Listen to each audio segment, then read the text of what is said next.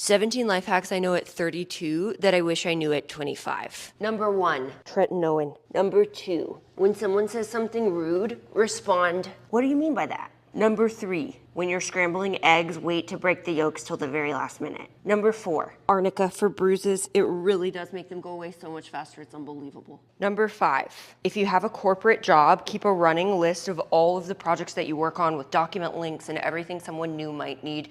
You will need it when you quit.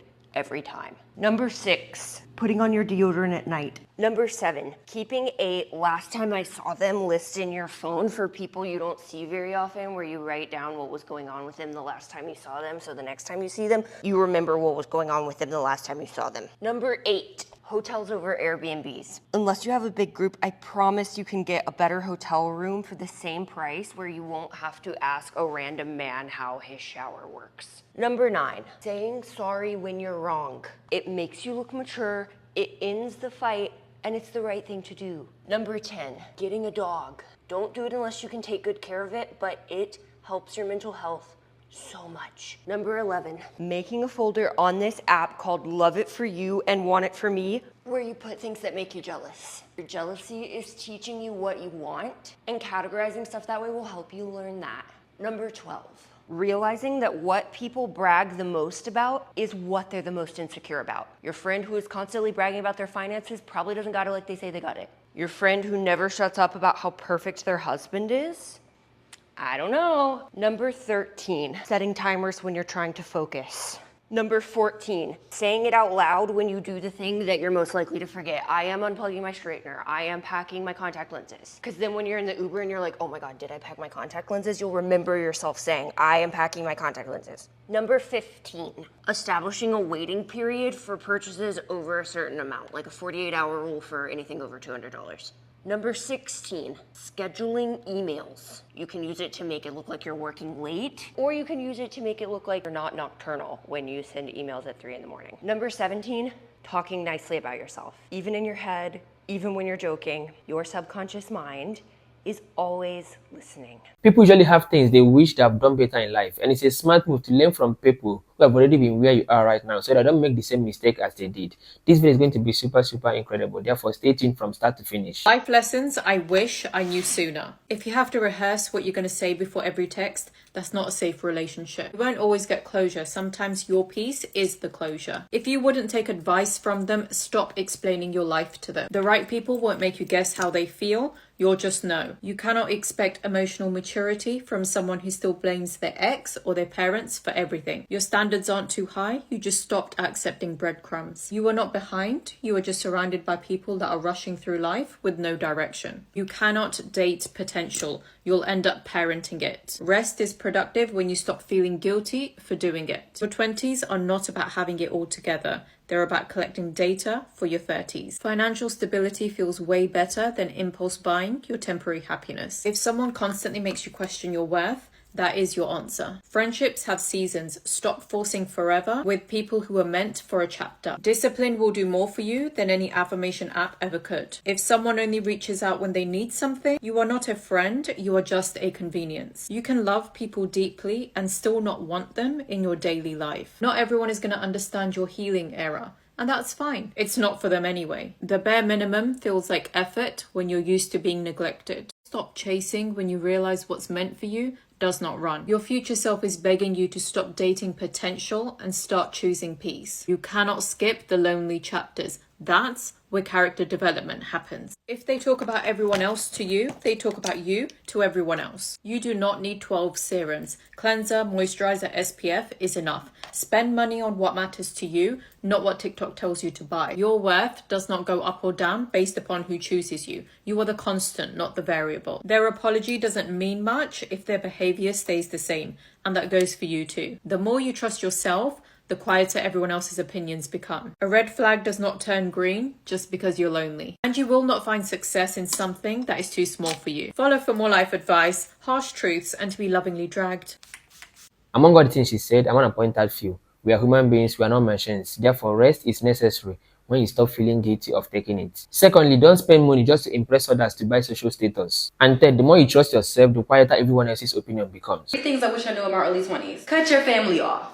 Hear me out. If your family is toxic. Do not be afraid to cut them off. The best decision I have ever made was no longer spinning the block with my own relatives. I am not going to take several steps back in my healing journey by trying to heal in the same place that hurt me. Number 2, stop seeking approval from people that are not living your life.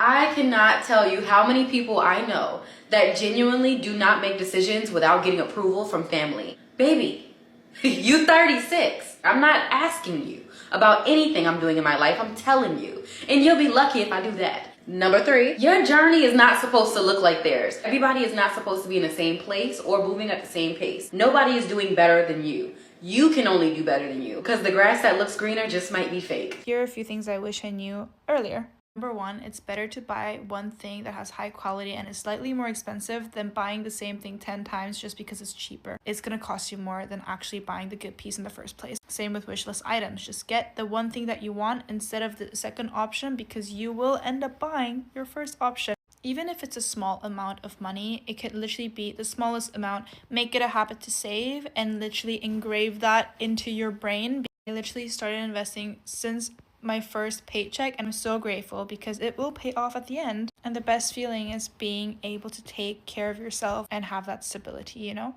But that is a personal preference before people get angry at me. Buying into trends is literally not worth it unless you really like the trend and see yourself loving the trend for a long time. It literally does not matter. It's your life. You're the main character in your life. If you don't like the piece, like, don't buy stuff to impress other people. If you buy something, then literally buy it because you love it and fits into your lifestyle. For example, I've bought so many dresses, guys, that don't even fit my lifestyle, and I'm like, when am I gonna wear it?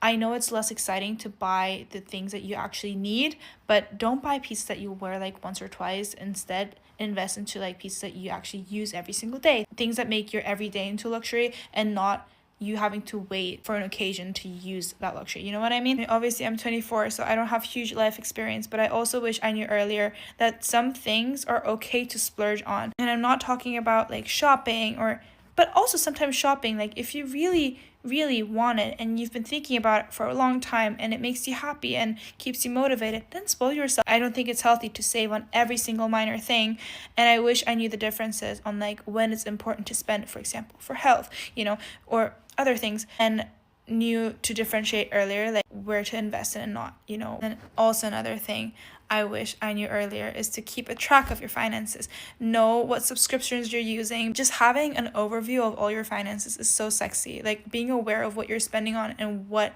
is happening with your money is so sexy. I can't cover everything she said, but I still want to point out a few. Buy things that are good quality all at once. Don't keep buying the cheap ones over and over because it will cost you more in the long run. Also, keep track of your finances. Know where your money goes because it's going to help you big time. Things I wish I knew sooner, work edition. A lot of people talk about how important emotional intelligence is at work, but I think social intelligence is equally as important. I'm an HR professional for more than 5+ years, and it doesn't get talked about enough. So I'm going to give you some tips on how to maximize social intelligence. Number 1, normalize introducing yourself first. I know it's a very basic concept. It can seem daunting. Anytime you hop on a call, you go into a room filled with people you don't know, be like, hi, I'm the hack, I'm so-and-so. How are you? What do you do? Sets the tone, sets a great example. Number 2, a person's favorite sound is their name. So remember it and use it. Use it the first time you meet them, use it the second time you meet them, and they're just gonna know it's that personable thing that you're doing. Whenever you hop on a call, you're like, oh, hey, Sonia, how's it going? Oh, Sonia, remember that file you just had up? You run into them at the cafe? Oh, Sonia, nice to see you. We love Sonias. The best networking strategy is helping others first strategy. You cannot ask anyone for a favor or ask them to do something if you don't have a good relationship with them. And by you doing a favor for them, they're going to remember it. You're automatically close. And whatever you need from them is going to be a lot easier to ask. Praise publicly, criticize privately. You do not want to tell what someone did wrong or how they did it wrong in front of an audience. You do, however, want to praise people in front of an audience. A, it sets a great example. B, it's very positive. C, it's a leader mentality. And once you do it, people are going to do it for you as well. If you do notice someone made a mistake, just ping them on the side and be like, hey, I was going through this. You might have missed something. Just wanting to help you out since I have this information. They are going to love you. Praise people publicly and criticize them privately because you don't want to call someone out in front of everyone. Instead, praise them in public. And if you do this, they're going to like you because they will appreciate the fact that you didn't humiliate them in front of everyone. 3 things I wish I knew before becoming a mom. You do not know the person you're having a child with until you have a child with them. You can argue with me all you want, but even if you dated them for 10 years, you still do not know what they're going to be like as a parent to that child. And having a child changes you mentally. That is why there's so many single parents out there. Number 2, there is no such thing as a village. It's an illusion, babe. And don't be fooled because they're around during your whole pregnancy. They're just waiting around to see what the baby gonna look like. Number 3, you don't just lose sleep during the infant stage. You're gonna lose sleep for the rest of your life. Even when they're adults, you're gonna find yourself being up at night worried about their safety. So get some rest now. Honestly, I've seen situations where partners change their behavior as soon as they have a child. And this is not specific to women. I mean both men and women. And it can also be positive or negative change. But definitely, positive change would be most preferable. I wish I knew when I was in my 20s, as a woman who's now in my 30s, when it comes to dating.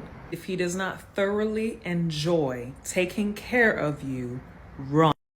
It should turn him on to please you. It should fill his cup to fill yours. If there is any sentiment that you are a burden, a chore, depleting him, what do you bring to the table, any of that, run. If he does not naturally make you a priority, next. If he has enough time in his day to use the restroom, if he has enough time in his day to eat food, he has enough time in his day to call you, to text you, to get back to you, to prioritize you. People prioritize what they want to prioritize. Someone raised on love cannot date someone raised on survival. I feel that women are naturally created to be cared for, to be given attention, and to be pampered in every way. But it's quite unfortunate that some men treat women however they feel like it's okay. But I want to tell you this as a guy. If you're a woman and you're in a relationship where you're not being given attention, you're not being cared for, you're not being protected, then that relationship is not the right one for you. I'm 37 years old. I made a lot of mistakes in my 20s. If I could go back now, these are the 3 things I would tell myself not to do if I was in my 20s. So the first one is in the relationship category. I would have gotten preventative counseling. I would have made sure that I understood that conflict resolution is a muscle and it needs to be exercised. It needs to be trained. You need to learn how to communicate with your partner. It does not matter how much you love them. If you do not have that very valuable communication and conflict resolution skill set, you are setting yourself up to fail. Number 2 on the relationship front, decenter your relationship. I met my now husband when I was 20, and we have been together for 17 years now. In my 20s, this man, I would say the majority of my 20s, okay? This man, the father of my child, was the center of my universe, okay? His friends were my friends. Our plans were his plans. I centered him so much that like later on in my 20s, I kind of just had this awakening where I was like, girl, you got to make your own friends. You got to have your own life. Take your own trips. Follow your own ambitions. You can decenter a healthy, happy relationship. Okay, let me say that to you again. You can decenter a healthy and happy relationship. Another massive mistake I made professionally, I only applied to the jobs that I was qualified for. Apply to the jobs that you think you can't do. Always ask yourself, as a woman in corporate America, what would a mediocre man do in my position? He would probably apply for that job and he would probably think deep down that he deserves that job. So take those professional risks. If they don't pay off, you'll learn something. Like if you have a terrible interview, do like a postmortem, see what went wrong, get feedback from the people around you, apply for things you think that you can't do, ask for stretch projects. If you really take your career seriously and that's important to you, then always see yourself through the lens of your potential, not what your current skill set is. Okay, so always take those career risks. And the last, financial. Do not make the same financial mistakes I made. Diversify your streams of income. Me, I was very traditional. I climbed the corporate ladder. I busted my behind to get to where I am today. But even in my 20s, I would do dumb things. Like I would take my tax refund and go buy a Gucci Marmont. First of all, buying a Gucci Marmont, that's a separate problem. But I would just take like my tax refund or any kind of surplus of money I would get. And instead of investing it or spending it on experiences, I would go spend it on things. And It was just dumb. You probably heard don't put your eggs in one basket, but that doesn't mean you gotta chase a bunch of things at the same time. Here is how it works. You don't diversify or try different things when you haven't succeeded in at least one or two. You see, early in your financial journey, you don't need to start multiple businesses or spread yourself too thin. Instead, focus on one thing, and once you have nailed it, you can try some other things. Because the moment you start chasing different things, everything will be halfway done, and you don't get to succeed even in one thing at the end of the day. So this will be the end of this video. Thank you so much for watching to the end. If you find value in this video, please give it a thumbs up and let me know which of the life lessons resonates more with you. Don't forget to subscribe and turn on your bell notifications so that you don't miss out on my next upload. That being said, I hope to see you in the next one.